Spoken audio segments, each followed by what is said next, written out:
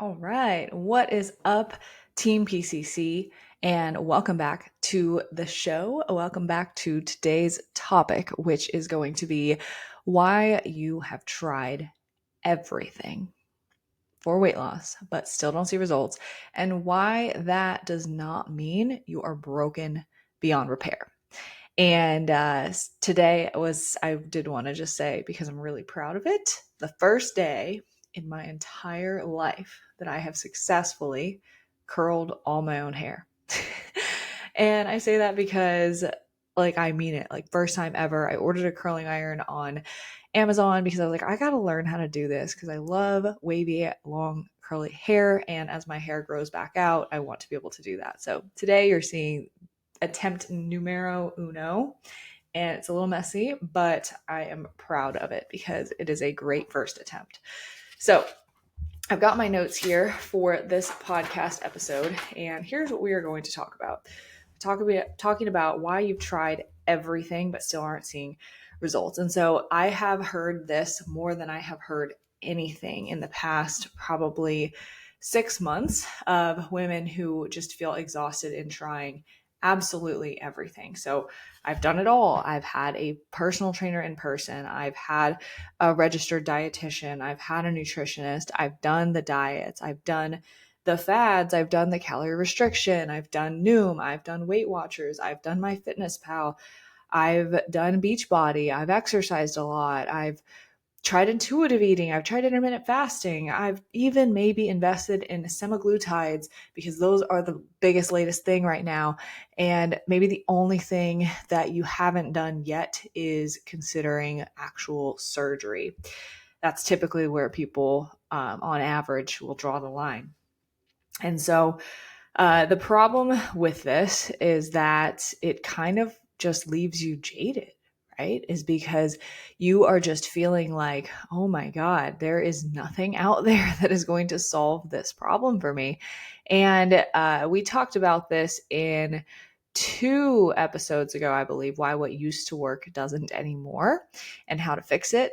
And there's kind of two ways that this goes, right? And usually it goes in a progression of, at first, all these fads absolutely did work, and maybe even they still do.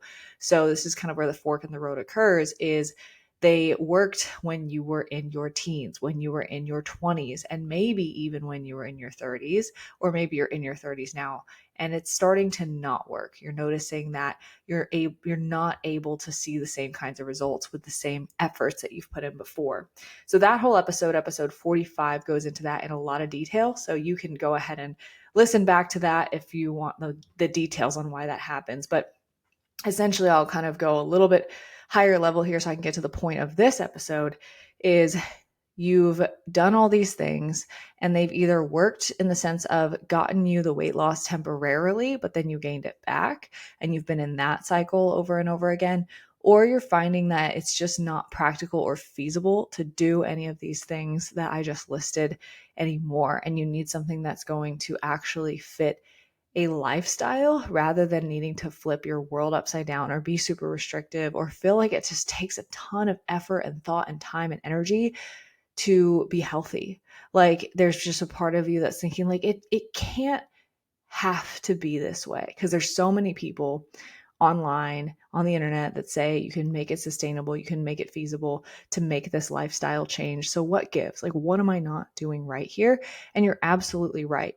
You have not necessarily tried everything out there. You have tried everything that is fast and everything that is promising really, really quick results, and or things that are just not custom or really tailored to you. And so basically, when it comes to that, though, it's the emotional roller coaster of seeing success, getting your hopes up. I think that's the big part, is like getting your hopes up that like something will stick, something will be permanent, or like really feeling like, oh my gosh, this could work for me.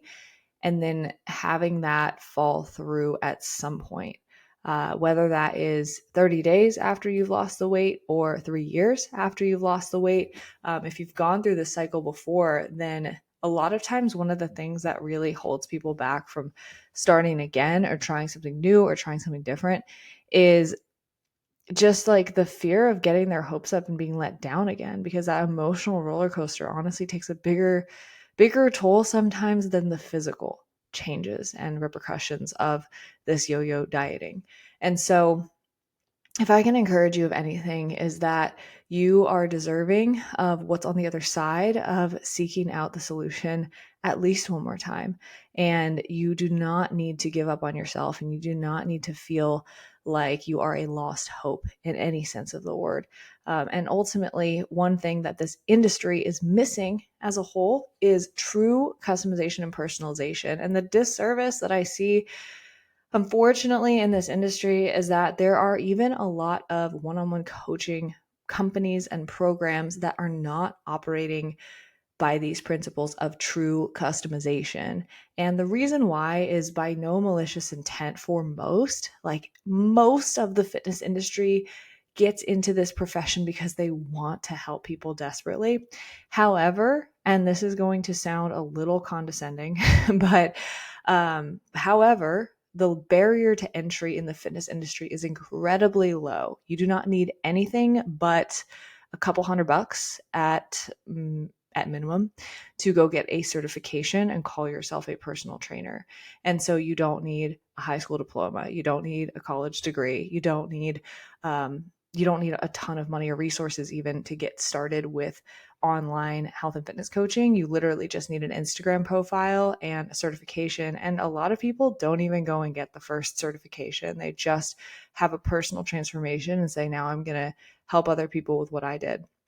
And so the intent is to help, but really they are causing a lot of damage, and they might help a few people along the way, but they're deterring even more people away from coaching because there's these uneducated people out there trying to do good in the world. And you have to learn through trial and error. And I am grateful that I have longevity in this, and that I started in 2016.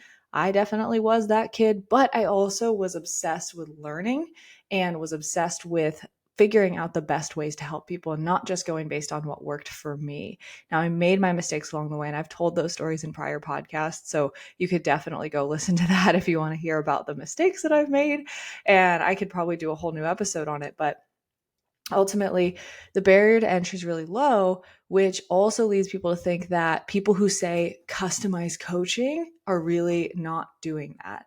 And then it just kind of leads this whole jaded taste in people's mouths about health and fitness as a whole.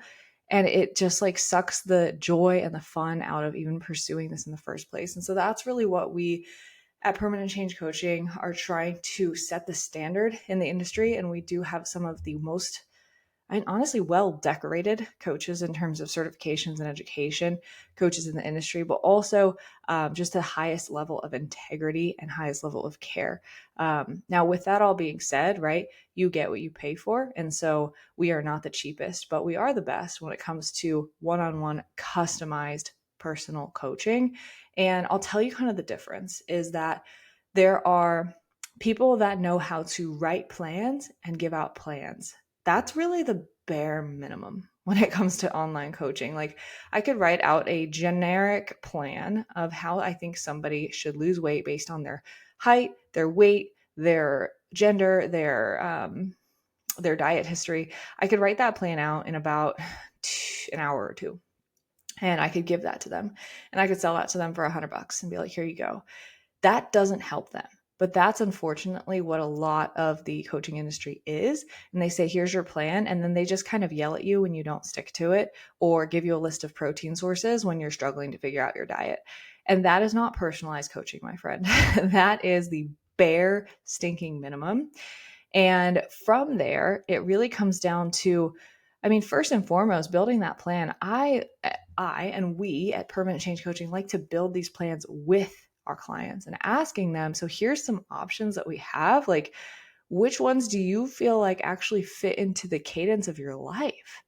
And where are those big sticking points for you? And what is like one habit that we can stack on top of another and eventually get to this lifestyle that you're looking for?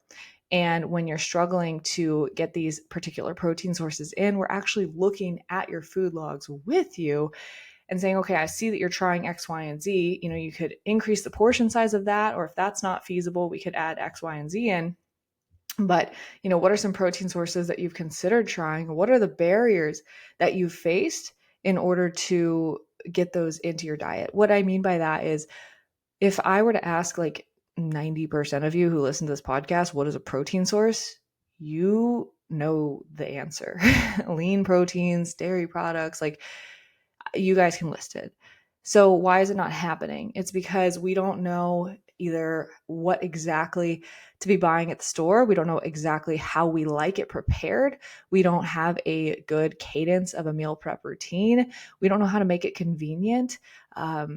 Or we just really just don't know how to incorporate it, the tactical how rather than just the what. And so that's what a lot of these coaches are not giving us, is the how do I implement this into my life in ways that I like? And that takes some trial and error. And that's what we do with our clients.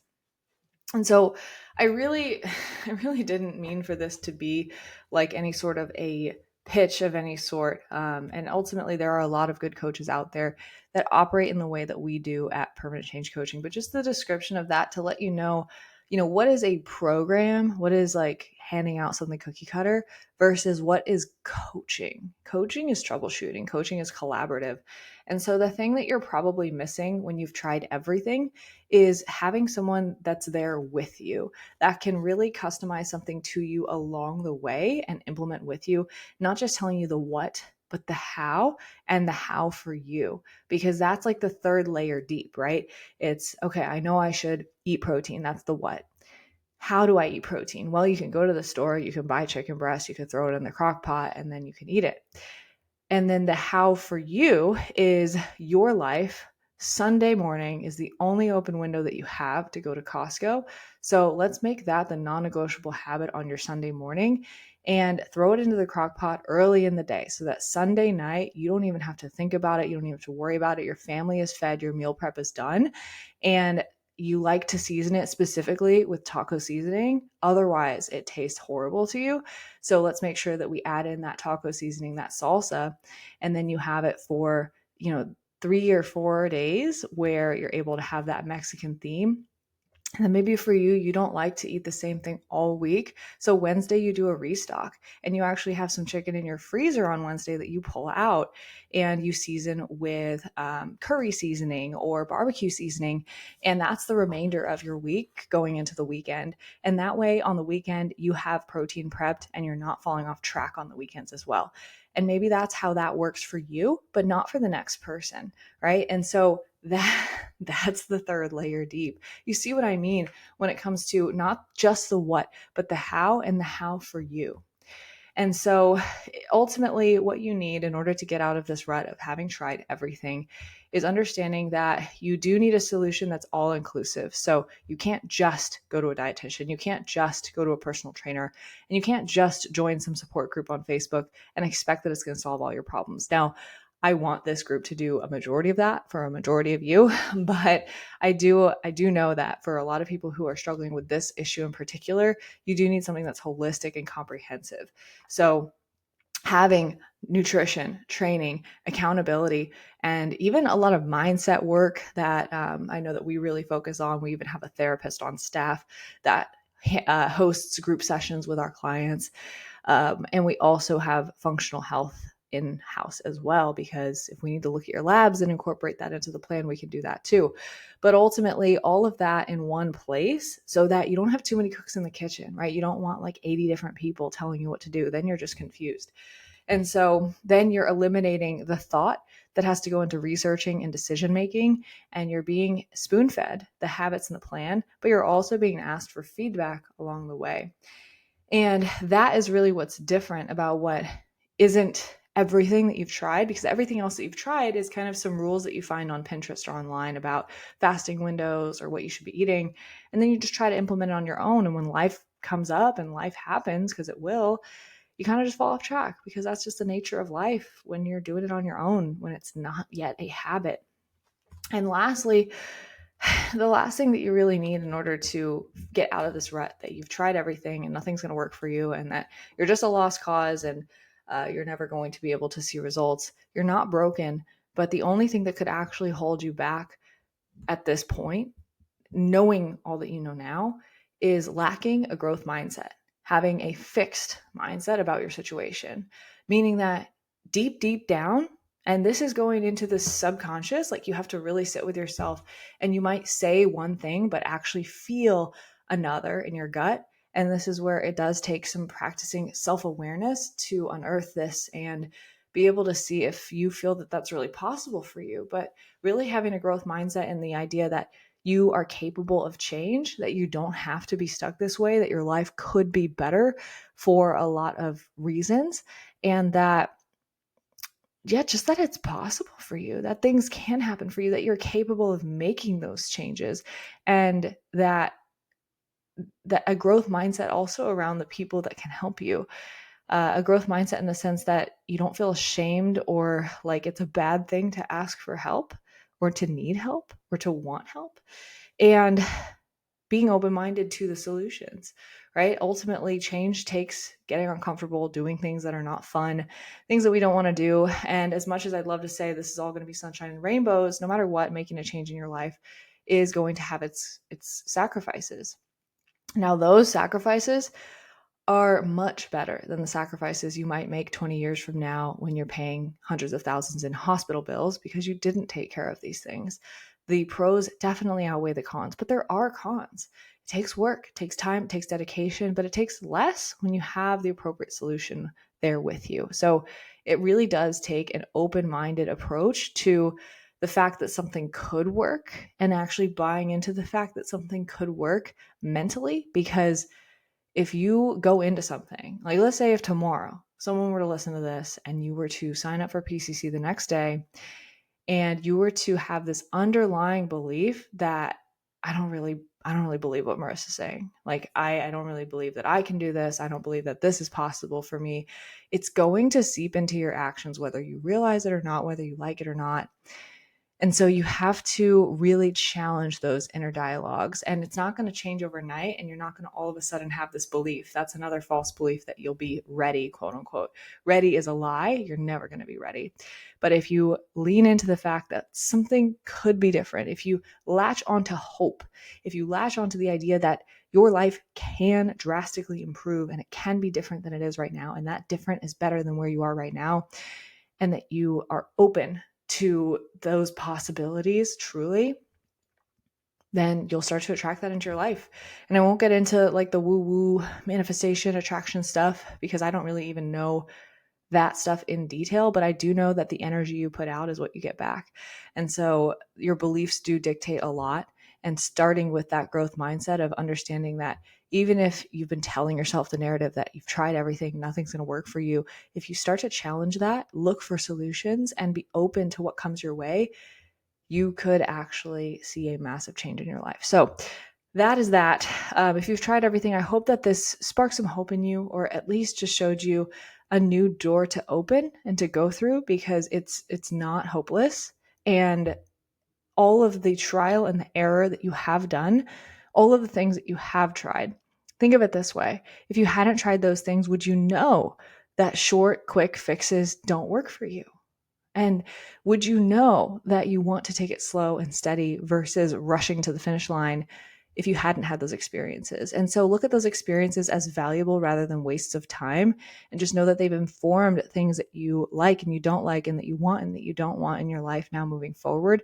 And that is going to inform your decision making when you're looking for a solution in the future. So that is that. If you would like to actually learn about what we do here in more detail for how we would apply it to you, because of course it's not the what, it's the how, and it's the how for you, then go ahead and just comment on this live stream if you're watching on Facebook, or just shoot me a message on Instagram. I'll leave my handle in the podcast description for you. And I would love to schedule a consultation with you, with either me or one of my team members, so that we can see how we can help. So I really hope you enjoyed this episode. Again, I hope it sparks some hope in you, and I will see you back here next week.